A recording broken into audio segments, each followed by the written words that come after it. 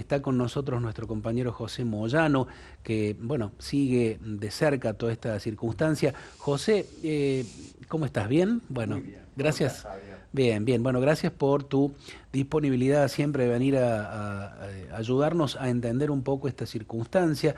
Tenemos otra nota, pero antes de que presentes a la experta que está con nosotros, Ujú. muy brevemente, en el sentido repasamos un poco los actores de este conflicto, ¿no? Bien. El papel de Israel, el Ujú. papel de los palestinos, lo que pasó en la Franja de Gaza, quién es Hamas, quién es Bien. Hezbollah y qué tiene que ver en esto el Líbano. Bien. Vamos a hacer una breve, un breve hilo de eventos, ¿no? Ujú. Como bien dijiste vos, el Estado de Israel, el gobierno de Benjamín Netanyahu, lanzó una ofensiva sobre la Franja de Gaza. En solidaridad con el pueblo palestino, digamos, el Hezbollah lanza ataques hacia Israel para que esa incursión sobre Gaza se frene. Israel no decide frenar la ofensiva sobre Gaza y al contrario de eso lo que hace es comienza a bombardear el Líbano y ya lo que está haciendo es movilizar tropas a la frontera del Líbano porque se estaría evaluando, y eso es lo crítico de ahora, una posible incursión terrestre del ejército israelí sobre el Líbano, lo cual desencadenaría un proceso de escalada. ¿Por Ujú. qué? Porque como bien dijiste vos, Hezbollah, un partido político en el Líbano, una organización terrorista para Israel, es una organización chiita que tiene su círculo de alianzas también, que intervendrían en una posible guerra entre Israel y la milicia. Y a su vez Israel está buscando activar la intervención norteamericana en el conflicto para poder, entre comillas, liquidar el tema Gaza de una buena vez por todas. Es una apuesta muy alta, está muy arriesgada y lo que queremos hablar hoy es que estamos viviendo, podríamos decir, las horas decisivas. Ujú. En estos momentos se estaría definiendo si el Líbano va a tener o no una intervención militar terrestre por parte del ejército israelí.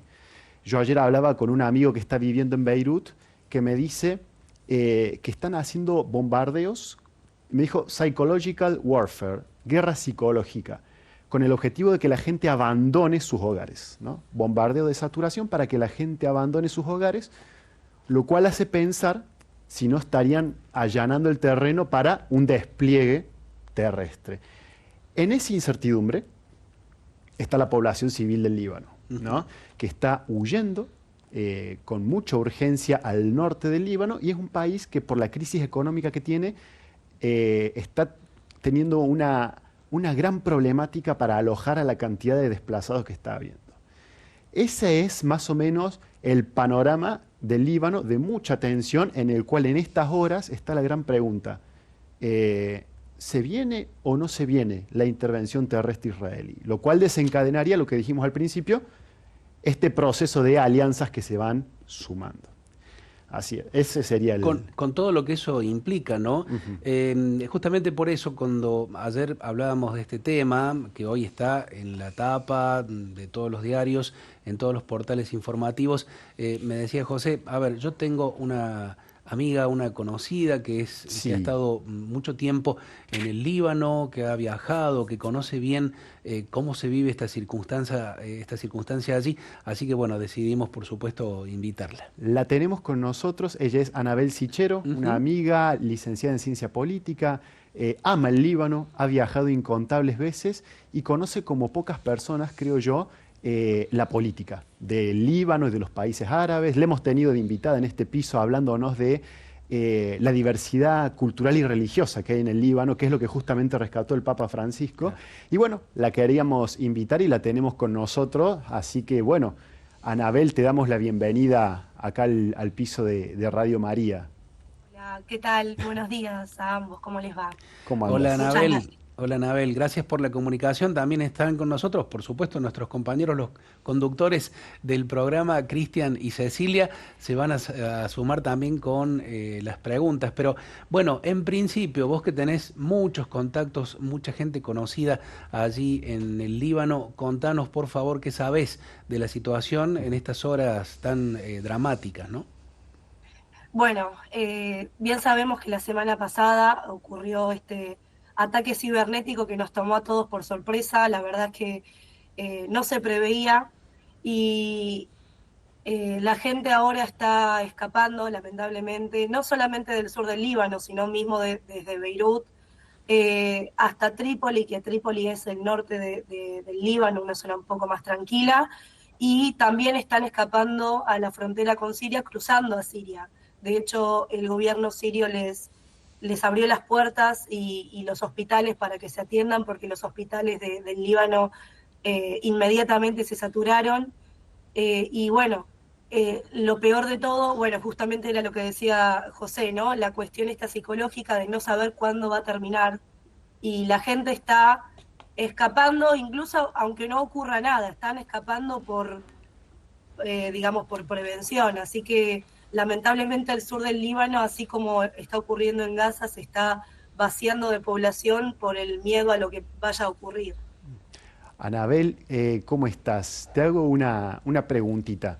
¿Está este miedo, esta incertidumbre de qué va a hacer el ejército israelí en las próximas horas? Se ha movilizado hacia la frontera y, y esto trae el recuerdo de dos episodios en la historia del Líbano, que es el 82, 1982, y 2006, que fueron 2 años donde Israel efectivamente invadió el Líbano. Ayer hablando con un colega en común, dice que eso expondría a Israel a un escenario bastante complicado porque en esas dos invasiones no hubo un destino feliz para la decisión israelí de invadir el Líbano. ¿Vos ves una posibilidad de un escenario similar? ¿Ves lo que dicen algunos, una tercera incursión de Israel en el Líbano? ¿O crees que es una operación psicológica que va a quedar en los bombardeos y no en la invasión?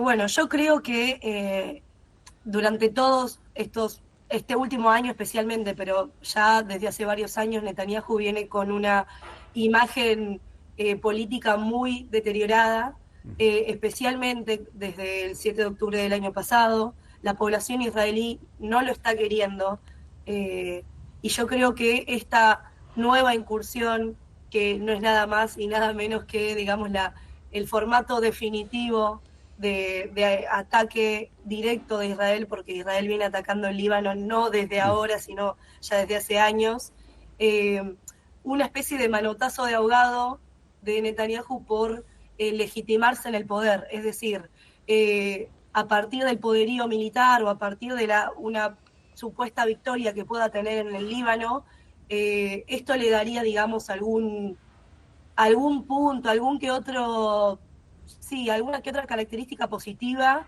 para poder seguir legitimándose en el poder, por lo menos hasta que transcurran las elecciones en los Estados Unidos.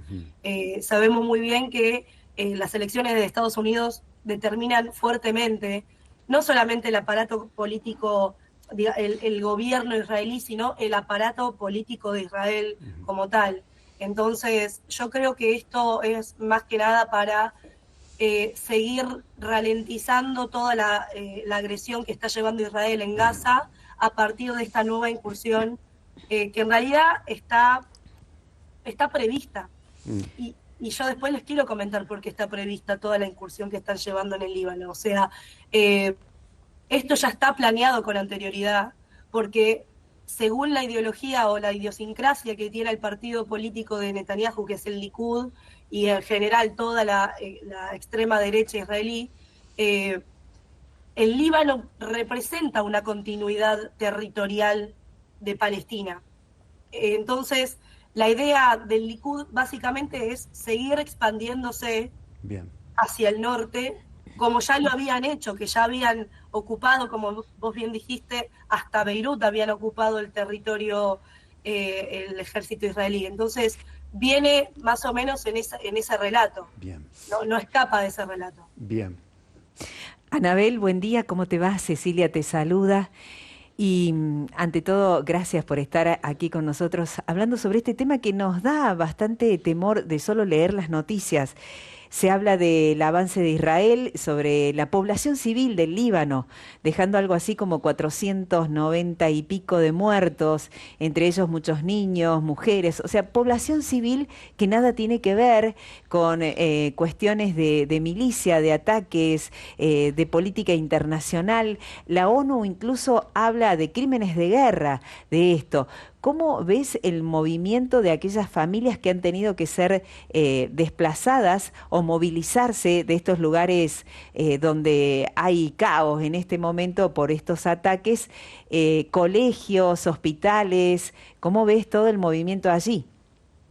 Bueno, sí, como bien dijiste, el 10% de todos los damnificados son, bueno, digo damnificados para decir un término un poco más Sí, leve, ¿no? sí. Son niños y lamentablemente este éxodo que están generando va muy emparentado con lo que con lo que está ocurriendo en Gaza. Mm. El tema de los refugiados en toda esa región, digo, Palestina, Líbano y Siria, eh, representa una problemática a largo plazo, porque, por ejemplo, ¿no? Cuando ocurre algo en Palestina, esos refugiados van al Líbano; cuando ocurre algo en el Líbano, esos refugiados van a Siria, y se van movilizando en estos 3 países aproximadamente, pueden variar en otros países más, pero la cuestión es cómo se vio esto en los medios, porque la cuestión de que se acepten a los refugiados que están escapando de los ataques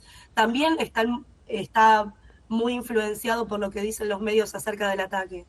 Porque los medios están mencionando que los ataques fueron a objetivos de milicianos, objetivos de guerrillas, y en realidad la gran mayoría de los objetivos fueron civiles. El problema es que muchos de los países tienen este preconcepto de que a quienes atacaron son militantes de la resistencia libanesa. Entonces se está dificultando muchísimo la entrada de refugiados civiles libaneses a otros países.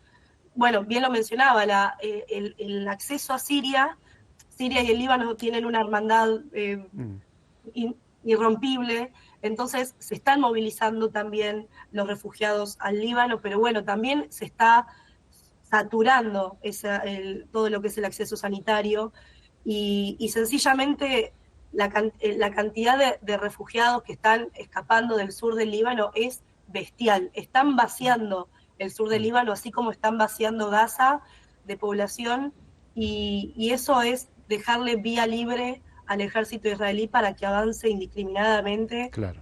Entonces, es muy difícil toda la situación, y la gran mayoría está escapando hacia el norte del Líbano, y no hay mucho más. O sea, es lo mismo que ocurrió en Gaza, que la gente estaba escapando hacia el sur hacia el sur de Gaza. Están haciendo lo mismo en el Líbano. Anabel, para darnos una idea, ¿podemos comparar el tamaño de algunas de las ciudades, la cantidad de población de estas que estás mencionando vos que se están vaciando con algunas ciudades de aquí de la Argentina? No sé, digo, Carlos Paz, que tiene tantos habitantes, se nos hace más gráfico entender que toda la población de esa ciudad abandone y se vaya, y bueno, asumimos de esa manera más la situación que se está dando. ¿Se puede comparar de alguna manera lo que está ocurriendo allí? Bueno, sí, no sé cuánta población tiene Carlos Paz, pero sí, yo pienso, el sur del Líbano siempre estuvo muy despoblado, justamente por esta connotación negativa que tiene el sur, pero estoy pensando con qué compararlo. Ujú. ¿Qué pregunta? Pero digo, son ciudades que la gente se está yendo y quedan abandonadas, digo, por temor a una invasión o a más bombardeos. Claro, bueno, sé que el sur del Líbano tiene aproximadamente 600.000 personas, Ujú, claro, Río Cuarto. y claro. es un montón. Solo el sur del Líbano, no estoy hablando de de todo el territorio. Eh, y el sur del Líbano representa podríamos decir 600 kilómetros cuadrados, por así decir. Digamos, es una porción de territorio bastante extensa y digamos, la población es, en comparación con esa cantidad de territorio, es medianamente poca. Entonces, también está este miedo, como digo, no viene de ahora, o sea, el sur del Líbano viene siendo atacado hace años, solamente que nunca trascendió a los medios como ahora, y la gran mayoría de los que vive son militantes, porque sí hay muchos barrios de militantes, o en su gran mayoría son civiles, y esos civiles se van, digamos, movilizando constantemente por todos estos ataques. Entonces, en comparación con la cantidad de población, el norte es mucho más poblado que el sur, bueno, ni hablar de Beirut. Podríamos decir que es como, yo de Córdoba sé bastante poco, pero podríamos decir que es como un Dianfunes, por así. Claro. Agarraste mi ciudad, qué grande. Anabel, sabemos que estás ajustada de tiempo, por eso te agradecemos muchísimo que nos hayas brindado estos minutitos. Para cerrar, te hacemos una preguntita. ¿Crees que un cambio de gobierno en Israel pueda llegar a dar marcha atrás de este proceso o no? Que Netanyahu sea reemplazado, porque has hecho mucho hincapié en lo que es él y su partido. Bueno, podría ser que se disminuya, o no sé si disminuir, sino ralentizar, pero lamentablemente la idiosincrasia de los partidos más poderosos del Líbano es de esta manera. Digamos, Netanyahu asumió en el 2022 por esta última vez, a partir de la conformación del Parlamento israelí, y anteriormente lo había precedido un primer ministro un poco interino que se llamaba Naftali Bennett, que es de otro partido, también de la derecha israelí, y que era peor que Netanyahu. Entonces, no sé si un cambio de gobierno, por cómo está conformado la estructura de partidos de Israel, desde la extrema izquierda hasta la extrema derecha, comparten una línea de pensamiento sionista. Algunos son más expansionistas que otros, pero yo creo que quien venga después de Netanyahu va quizás con otro modus operandi, pero va a seguir intentando preservar el proyecto fundacional que tiene Israel, que es básicamente la expansión territorial. La limpieza étnica puede variar, obviamente, por la cuestión ideológica, pero esa expansión territorial se sostiene a partir de lo que se llaman los kibbutz, que son, digamos, las colonias de personas que no tienen nada que ver con el territorio, sino que son migrantes que profesan la religión judía. La gran mayoría, de hecho, tenemos muchos argentinos que viven con categoría de colonos en Israel. Yo creo que gobierne quien gobierne, ese proyecto político que tiene Israel va a seguir funcionando, quizás con alguna que otra variación, pero la expansión territorial es algo que caracteriza muy bien por lo menos a los partidos más poderosos de Israel, que podríamos decir que son Yamina, el Likud, el Partido Laborista. De hecho, Meretz, que es de la extrema izquierda, no está muy a favor de la cuestión de la limpieza étnica, pero de la expansión territorial sí, porque tienen esta noción de que Israel no está completa, sino es la Israel de la historia bíblica. Entonces es como que, no, para mí, si viene alguien más, va a continuar quizás con otro mecanismo, pero va a continuar con todas estas incursiones. Anabel, una última, pero muy cortita, me parece necesaria. Desde el Líbano, digo, el gobierno del Líbano, y ya no estoy hablando de Hezbollah ni de las milicias que son supuestamente el destino de las agresiones israelí. Desde el gobierno del Líbano, ¿hay algún tipo de respuesta, algún tipo de estrategia o posibilidad de respuesta para estas agresiones? Bueno, el Líbano es una cosa muy particular porque desde hace años que el Líbano no tiene presidente y tampoco tiene gobernador del Banco Central. O sea, el Líbano durante estos últimos años tuvo me da un dolor en el alma porque tuvo demasiadas desgracias en muy poco tiempo. Ni hablar primero de la explosión en el puerto de Beirut. Eso fue un detonante porque a partir de esa explosión todo el sistema de gobierno se desplomó, razón por la cual no tienen presidente desde entonces. Lo mismo, bueno, la pandemia, la explosión en el puerto de Beirut, en el 2019 hubo un estallido social. Hoy el Líbano es totalmente incapaz de proveer incluso las necesidades más básicas para el pueblo. Una lástima porque el Líbano históricamente fue considerada la joya más valiosa de Medio Oriente, no solamente por la belleza y toda esa cuestión, sino porque, como bien dijo José, el Líbano es el eje de la resistencia en toda la región. Es el único país que logró vencer a Israel. Y eso no es por una cuestión de ejército nacional que venga o que esté bajo la órbita del Estado, sino gracias a la resistencia y a la población civil que se armó. No quiero, digamos, hacerle una oda a la guerrilla ni nada por el estilo, pero el Líbano tuvo ese contexto y se fue desarrollando de esta manera. Y sinceramente yo no creo que el Líbano tenga, el Líbano como Estado, como gobierno.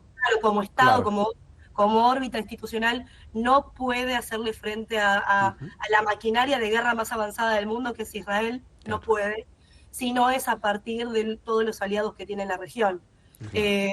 Bueno, de hecho, yo hago un mini paréntesis personal, mi mamá ahora está en Siria, está en Tartus, que es al lado del Líbano. Me dice que se están escuchando todas las bombas, todas las explosiones, y que el Estado ruso está ayudando a repeler algunas de los misiles que están cayendo en el Líbano.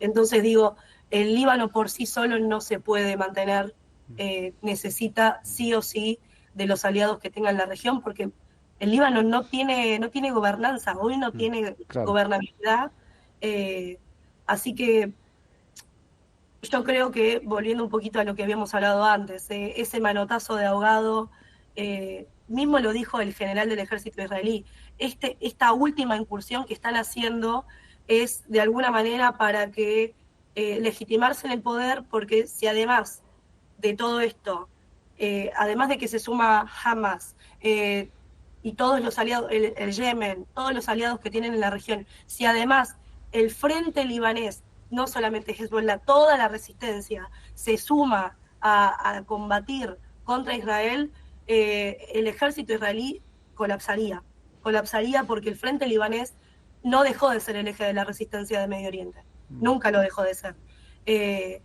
Tiene mucho poder, me gustaría que no fuese, digamos, paramilitar, lamentablemente lo es, y ese poder también tiene mucho que ver con la alianza con Irán, con Siria, y yo creo que a partir de eso va a ser la victoria, o por lo menos hacerle frente a Israel en esta última incursión en el sur del Líbano. Anabel, te agradecemos muchísimo, ya hemos aprovechado mucho más del tiempo que tenías, así que doble agradecimiento. Un abrazo grande. Muchísimas gracias a ustedes. Muchas gracias. Hasta luego. Bueno, esto nos permite, José, Cristian, Ceci, a toda la audiencia, conocer también la mirada, una mirada más cercana que la que nos dan también la mayoría de los medios de comunicación, las agencias internacionales de noticias, que a veces no muestran estas difíciles circunstancias que se dan. Uno se queda con un montón de preguntas. Claro, como es un país que no tiene gobierno, donde aparentemente los que accionan o reaccionan a las agresiones es un grupo de milicias que para una parte del mundo son terroristas como Hezbollah, y para la otra parte son políticos que defienden un territorio. Para plantearse los esquemas desde los cuales uno habla. Yo quería mostrarte, Javier, Cris y Ceci, No sé, Ale, segura si tenés ahí a mano la foto. La foto que se va a proyectar, ahí está. Es algo que está difundiéndose por toda la población civil del Líbano, ¿no? Tenemos, con Anabel tenemos un par de conocidos en Beirut, están haciendo circular eso, que es, básicamente estamos aceptando donaciones para niños, familias afectadas por los desplazamientos, colchones, frazadas, almohadas, comida lista para ser consumida, medicina, kits de higiene, porque la gente que está abandonando, muchas gracias Ale, la gente que está abandonando sus hogares está a la deriva por el país del Líbano sin nada. Y un país que está en medio de una crisis económica y política, como dijo Ana, no solo crisis económica, no hay gobierno. Claro. La gente está apelando a las donaciones en medio de la guerra, ¿no? Me parecía importante compartir eso. Sí. Es un flyer que está corriendo por las redes allí del mismo pueblo. Están haciéndolo circular exactamente el personal civil del Líbano. Del Líbano. Y después, algo que me gustaría traer, porque nos hace a Radio María y al Proyecto de María, las zonas que están bajo fuego es donde están los proyectos de Maratón, que hablamos acá en el mes de mayo, ¿no? Sí. Entonces, es como que hay mucho contenido para poner sobre la mesa para que nuestros oyentes conozcan lo que está aconteciendo.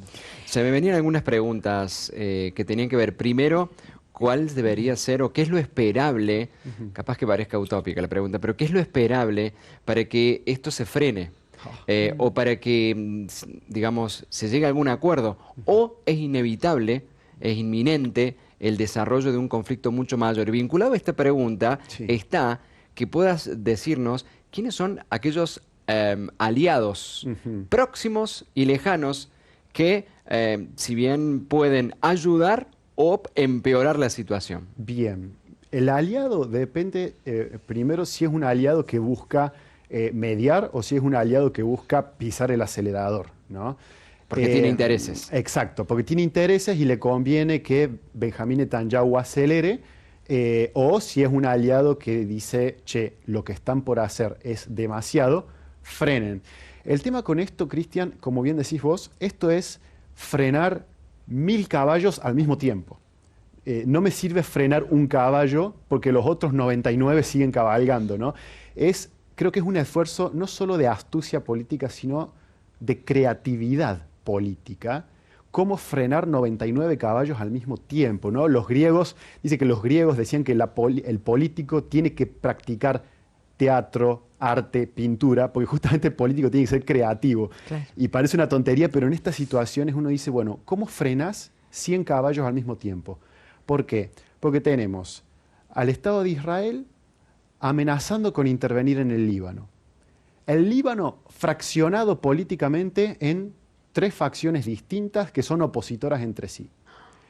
El Hezbollah haciéndose cargo del sur del territorio del Líbano, aliado de Irán, ¿no? El gran garante de su seguridad en suelo libanés. Irán, aliado estratégico de Rusia, porque es el Estado que le permite, junto con Rusia, tener sus instalaciones militares en Siria.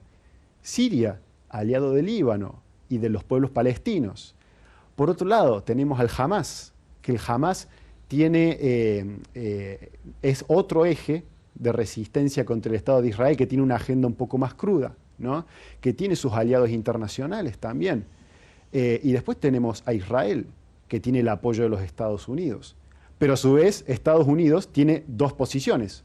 Un partido que dice, sentemos a todos en una mesa a dialogar, porque esto se va al tacho, y un partido que está compitiendo por la victoria en las elecciones que dice 100% de apoyo a Israel y a Benjamín Netanyahu, ¿no? Hay que prestarle atención. No es lo mismo que gane Kamala Harris o Donald Trump en este escenario, ¿no? Entonces, como ven, es una cadena de alianzas, cuestiones, intereses que supongamos, logramos que jamás frene su agenda. Bueno, están estos otros actores que tienen la suya, ¿no? Claro. Entonces, es como, es justamente cómo hacemos o cómo se hace. Nosotros estamos lejos, a nosotros nos corresponde rezar, creo yo, y darlo a conocer. Sí. Pero cómo hacen los actores políticos para ponerle un freno a esta gran red de alianzas, intereses, es complicado. José, te iba a sumar un dato, dijiste que ciertamente nosotros estamos lejos, pero yo te iba a decir no tanto. Exacto. Recordamos que ayer el presidente argentino Javier Milei en la ONU desacreditó gran parte de lo que hace la ONU. El mismo día, ayer, Antonio Guterres, que es el secretario general de Naciones Unidas, pidió el alto el fuego una vez más, dijo que el multilateralismo es la forma de encontrar, de frenar estos 99 caballos que vos mencionás, y ciertamente que es así. Milei, presidente argentino, reiteró allí, además de desacreditar el multilateralismo de la ONU, su alineamiento con Israel. Dijo que es el camino de la libertad, con lo cual los argentinos, considerando lo que dice nuestro principal representante político hacia afuera, nos ha metido un poco a todos en esta historia y de verdad yo me sale una sonrisa para no llorar, porque es un cambio de paradigma enorme en materia de relaciones internacionales de la Argentina, un cambio histórico y realmente muy peligroso para un montón de circunstancias que se dan aquí. Y un breve comentario también, Javier. A veces nos olvidamos que Argentina tiene un reclamo soberano por una porción de su territorio nacional, que son las Islas Malvinas, que están bajo usurpación británica. Siempre que en la Asamblea General de la ONU se vota la cuestión Malvinas, Argentina consigue un apoyo muy amplio a favor de, de la posición soberana de Argentina sobre las islas, gracias a que las naciones árabes votan a favor de la posición argentina en la causa Malvinas. Por eso Argentina también mantiene una neutralidad en estos asuntos, no por ideología, sino porque tiene un interés concreto que hay que cuidarlo.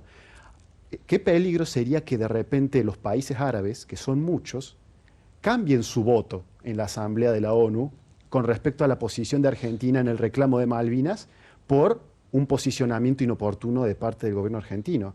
Para que veamos también que Argentina, si bien está lejana, como bien decir, tiene un reclamo soberano que es acompañado por países que están en este escenario del Oriente Medio, ¿no? Nuestro deber también aquí es hablar de estos 99 caballos que hay que tener en cuenta, porque también aquí en nuestro país tenemos ciertamente 99 caballos que frenar, porque se mete la economía, los dramas sociales, las discusiones políticas, los intereses de unos y otros, las ideologías. Nuestro deber, lo que tratamos de hacer en este sentido es mostrar lo que nuestra mirada acotada o grande nos permita hacerlo, y es el servicio que con mucha humildad tratamos de traer aquí a Radio María. Cristian. No, simplemente un mensaje. Acá agradecen a José el mensaje, el lenguaje simple y sencillo para el poco entendimiento, nos dice Mari, agradecida por esta explicación. Bueno,